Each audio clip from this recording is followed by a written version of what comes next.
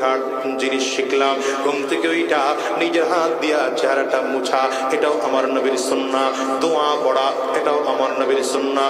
শরীর যদি পাক হয়, তার মানে যদি গোসল ফরজ না হয়, তাইলে কোরআনের একটু আয়াত তিলাওয়াত করা, এটাও একটু সুন্নাহ। আব্দুল্লাহ ইবনে আব্বাস বলেন, এরপরে নবী আমার ঘাট থেকে বের হলেন, বাহিরে গিয়া আমার নবী ওযু কমপ্লিট করলেন। আমি আব্দুল্লাহ ইবনে আব্বাস পেছনে দাঁড়ায় ছিলাম, কারণ ওযু লাগে নাই, সারা রাত তো ঘুমান নাই, কেন ওযু ছুটবে? পয়গম্বর আরবি দাঁড়ায় ওযু করলেন। ওযু কমপ্লিট করে আব্দুল্লাহ ইবনে আব্বাস বলেন, নবীজি ঈশা নামাজের মধ্যে দাঁড়ায় গেলেন। আমি আব্দুল্লাহ ইবনে আব্বাস আমার নবীর বাম পাশে এসে দাঁড়াইলাম।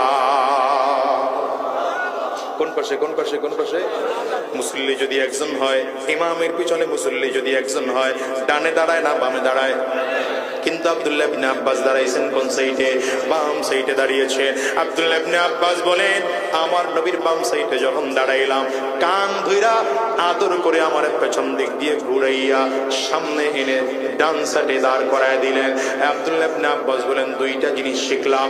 এক নম্বর জিনিস শিখলাম, বামে দাঁড়াইতে হয় না, ইমামের পেছনে যদি মুসল্লি একজন হয়, তাইলে ডান পাশে দাঁড়াইতে হয়। আর একটা জিনিস শিখলাম, ইমামের সামনে দিয়ে হাঁটতে হয় না, পেছন দিয়ে হাঁটতে হয়। কি শিখতেছেন ছোট বাচ্চা? কি শিক্ষা শিখতেছে? আব্দুল্লাহ ইবনে আব্বাস বলেন, এরপরে নবীজি নামাজে দাঁড়ায় গেলেন। ফাসাল্লা রাকাতাইন সুম্মা সাল্লা রাকাতাইন সুম্মা সাল্লা রাকাতাইন সুম্মা সাল্লা রাকাতাইন সুম্মা সাল্লা রাকাতাইন সুম্মা সাল্লা রাকাতাইন সুম্মা আউতারা।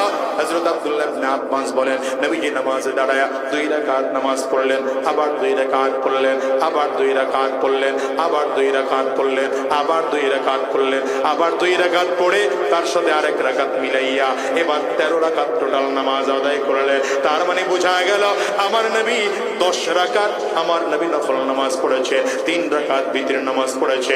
আব্দুল্লাহ ইবনে আব্বাস বলেন, শিখলাম সাধ্য অনুযায়ী নামাজ আদায় করতে হবে। এবার আমার নবীর নামাজ কেমন ছিল?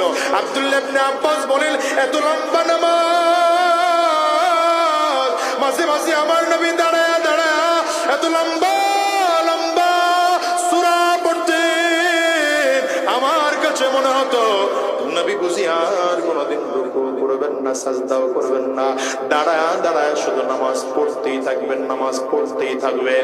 এমন করে আমার নবী দাঁড়ায় তিলাওয়াত করতেন, আবার কখনো রুকু করতেন আর সাজদা করতেন। হযরত আব্দুল্লাহ ইবনে আব্বাস বলেন, লম্বা সাজদা দেখা আমার মনে বড় ভয়।